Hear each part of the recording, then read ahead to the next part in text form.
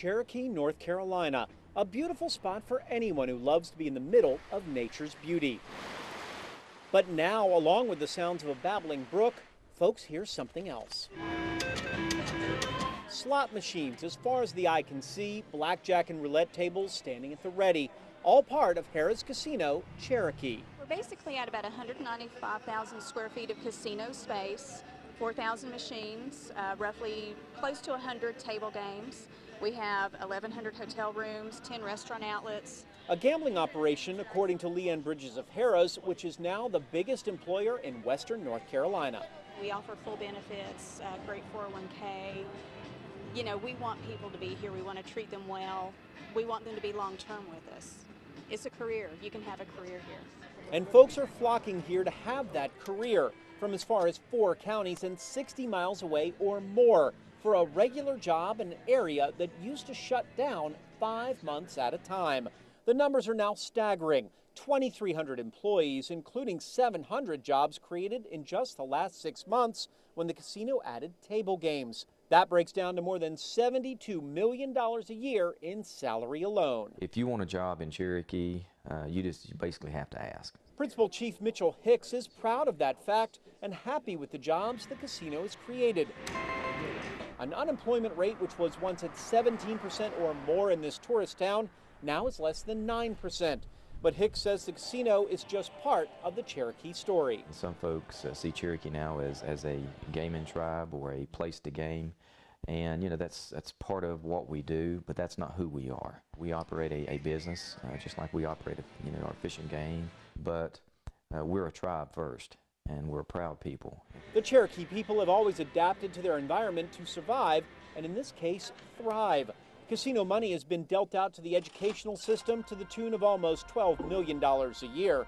$39.5 million for a water treatment facility improvements and $50 million in transportation and highway upgrades. A grand total of $380 million a year into the local economy. And each and every tribe member receives a per capita payment twice a year, and that check averages out to about $4,000 to $5,000 every 6 months, money that's paid out to every active member from birth to death. The idea is to invest back in the community and keep kids here and then coming back to help the tribe in the future. Something simple as this football stadium, part of a $130 million complex. 94.5% of the students graduate from high school at Cherokee. And once they graduate from this massive all-school complex, any tribe member can go to college, tuition paid in full by the tribe. Money that comes in part from casino profits. We're not only educating our folks, but we're educating them in a way that is diversified. I mean, we need teachers, we need, architects, we need accountants, we need lawyers. I mean, it's all across the board. We're competitive now as a tribe. You know, we have a middle class now, which we didn't have before, and I think that people are more career-oriented and see this as a real opportunity. $380 million in the community each year, 2,300 jobs, and a new lease on life for members of the tribe.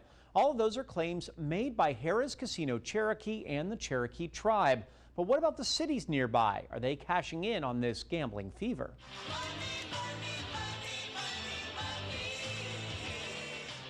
Harrah's Casino in Cherokee, North Carolina is raking in the cash one spin, one card at a time, to the tune of $207 million in profit just 2 years ago, and that's during a recession.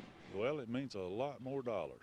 Dwight Riles is crowing about his breakfast and his business. He works at Peter's Pancakes, a restaurant which used to shut down when the leaves started falling. Now the open sign is lit year-round and the flapjacks are flying thanks to the casino customers. 10-15% is all it's been as far as summer business goes. I'd say 20 to 25 over the winter. Our neighbors just, are not holding their hands out, saying help us, but, we try to formulate partnerships, whether it's a road project or a water and sewer project, etc. And, it's worked well. Eastern Band of the Cherokee Principal Chief Mitchell Hicks says the casino cash has been a boom for the reservation and the tribe. A $130 million school, new roads and facilities. Unemployment is down 8% or more, and per capita checks of about $9,000 a year are being cut to each and every tribe member. But Hicks says it's not just about helping his people, but all people. That's the key. How do you take the resources and reinvest? not only in the operation, but in the communities. And that's where you find your successes. Exactly. Anything that draws more people is a boom. Can't be a bad thing. Jeff Pulley and his wife Pamela run Mountain Perks Coffee Shop in Bryson City, just 10 miles from Cherokee. They work and live here and see the difference every day. I've seen positive from it. Really? It's given employment. We have families moving in here daily. Moving through Bryson City now, a Polar Express train trip on the Smoky Mountain Railroad. 40,000 people ride these rails every year.